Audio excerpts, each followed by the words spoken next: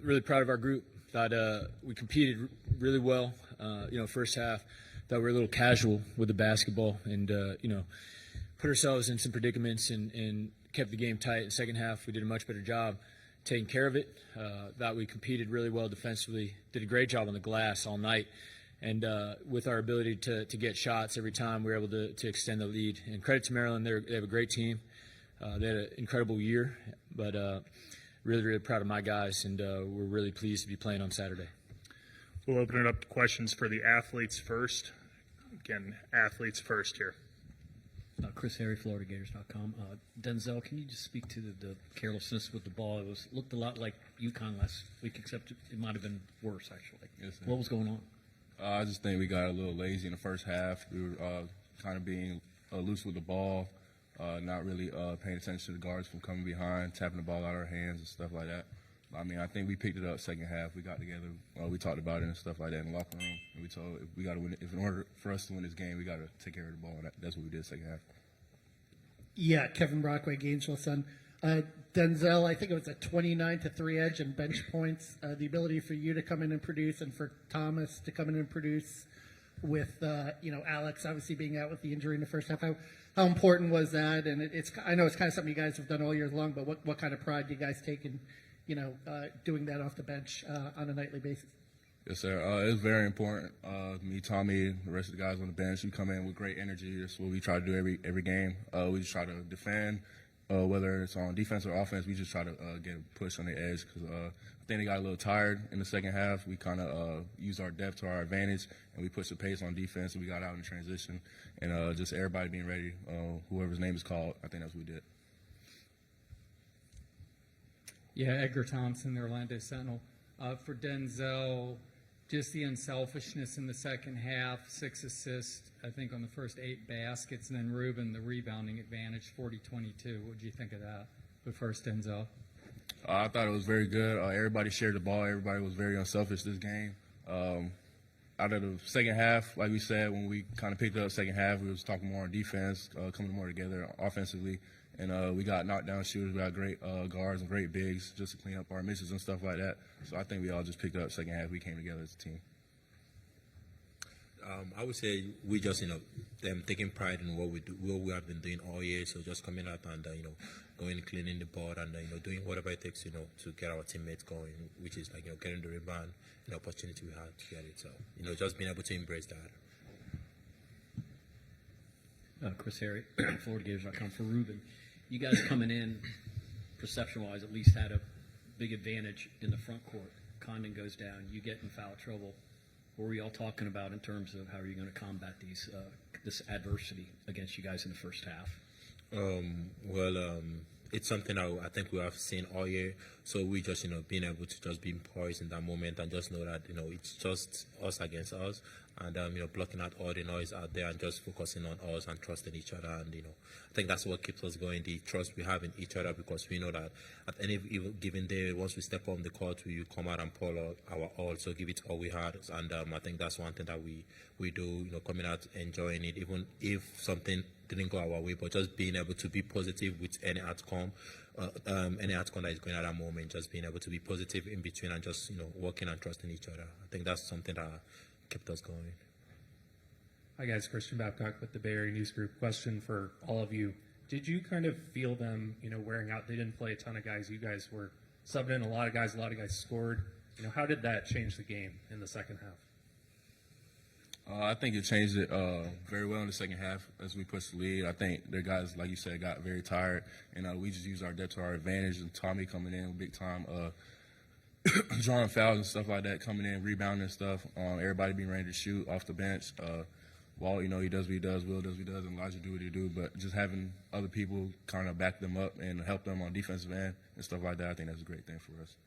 Yeah, I would just say just being able to make use of the opportunity we have. So whichever opportunity throws out to ourselves, we just go out there and grab it and then do what we have to do. Just play basketball, enjoy it. Further questions from the room for the players? We've got one on Zoom. Okay, we'll head to Zoom. Dan, go ahead.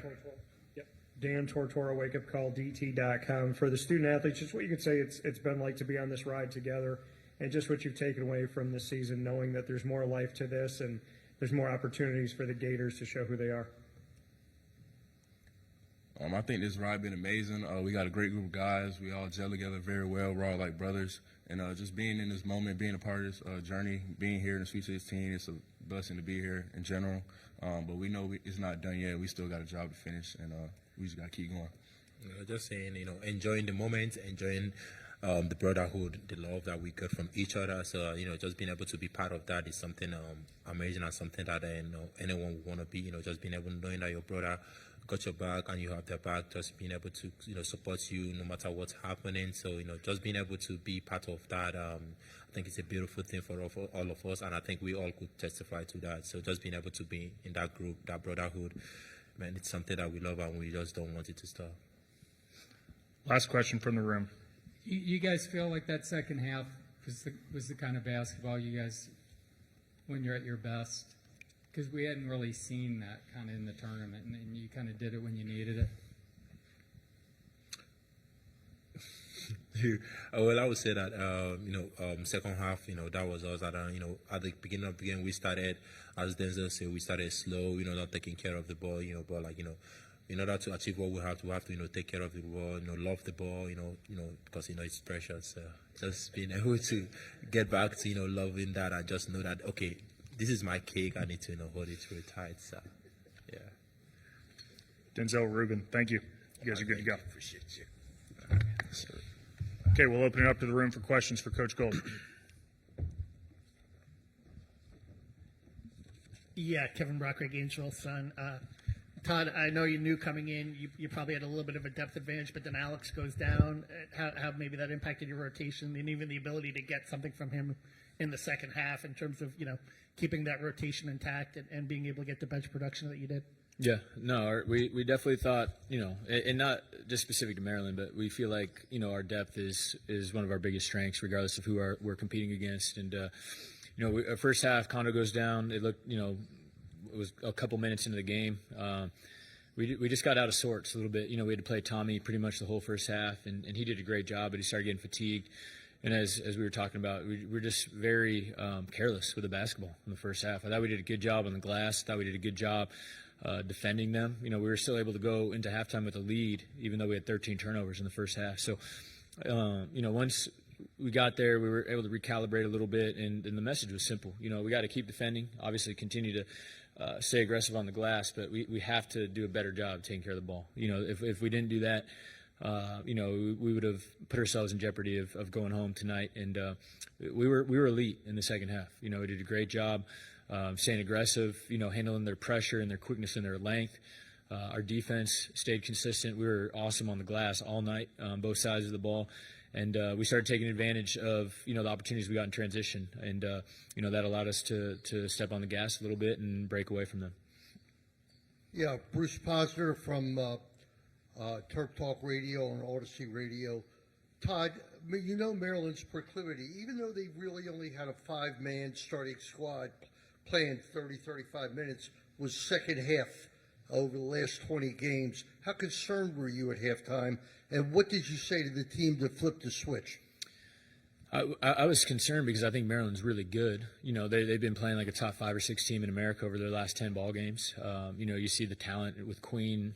He's an amazing talent. And every guy in the starting lineup has unique skills that make them really difficult. But to be honest, as I just said, the message was simple. Like, we have to take care of the ball. Like, we had 13 turnovers in the first half, and our goal as a team is to limit ourselves to 12 for the game. So the fact that we were able to, still have a lead, it gave us some hope that if we clean that up, that we would be in good shape in the second half. And so the message was simple to our guys. It was really just about us and making sure we do what we talk about a lot, which is defending, rebounding, and valuing the basketball. Friends, Beard Gatorade. Todd, was you talking about you had a couple of consecutive dunks there you got the ball into Rueben, and that just sort of turned the whole team on. I mean, it's like the switch went on for everybody. Yeah, I think that was a moment where we might have started wearing them down a little bit, and we were making them chase us. Again, we were valuing the basketball, so we were making them guard.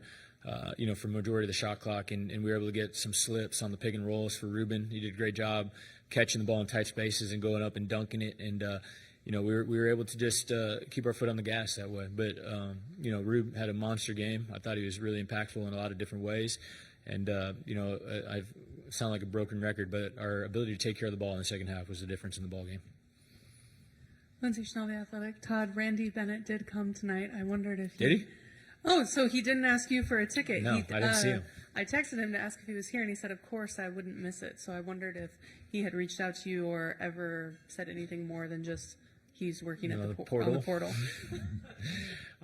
Coach did not tell me he was coming tonight, and that's just kind of how he operates. But it means the world to me. I saw Coach Kyle here as well.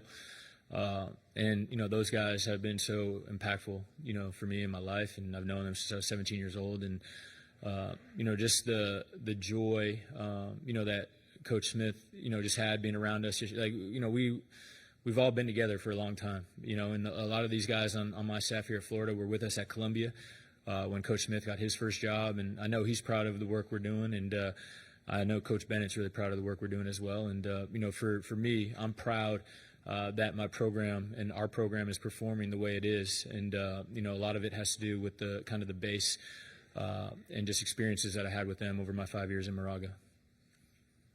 Todd, Ron Krejcik from the San Francisco Chronicle. Going back to your playing days, I imagine, as a head coach, certainly you haven't gotten this deep in the tournament. Kind of bigger picture, what's the exhilaration like? What's the vibe like when you get to this level? To each round you advance. And how significant is it where you got? You guys are in Raleigh one week, you're here. It's a very unique sporting event. Yeah. Compared to, Super Bowl, World Series, whatever. I'm just curious, the experience, the journey, what it's like for you, and what do you expect Saturday to be like? Yeah, it's surreal, to be honest. The thing that I keep kind of going back to is that, selfishly, personally, I just don't want it to end, And we have a uniquely tight group. My staff has done a fantastic job all year. It's our third year being together, and obviously we've had a couple guys that have benefited from our success. They're going to be getting head jobs here when this run's over. But the key for me and my staff and our player is like this: we can't take a second of this for granted. It's been an amazing run. We've won 33 games this year. It's incredibly hard to do. We kind of had a great rip through the best league in college basketball over the last 20 years, won an SEC championship, and now we're playing well at the right time and have an opportunity on Saturday to play our way into the Final Four. And, it's an amazing experience. I'm not necessarily surprised. This group has been working in unison since June, and they've been looking out for each other. We knew early we had a really great group of young men that would pull for each other and play the right way. And our team talent has really taken over, and I thought that showed tonight in the second half with the way we kind of put our foot on the gas down the stretch. Yeah. Hey, Todd, just two real quick ones. Can you speak to Denzel's big shots at big times, but also one sequence that came at a tough time when Alex was on the ground and pushed the ball toward the basket? And Micah put it in. It was a hell of a play. It was just a huge play at the time because that was during their comebacks. Yeah, no, Denzel was fantastic tonight. He did an incredible job. He was in there when we kind of iced it. I'd say kind of from the 10-minute mark down to 4. He gave us a great stretch, hit a big 3.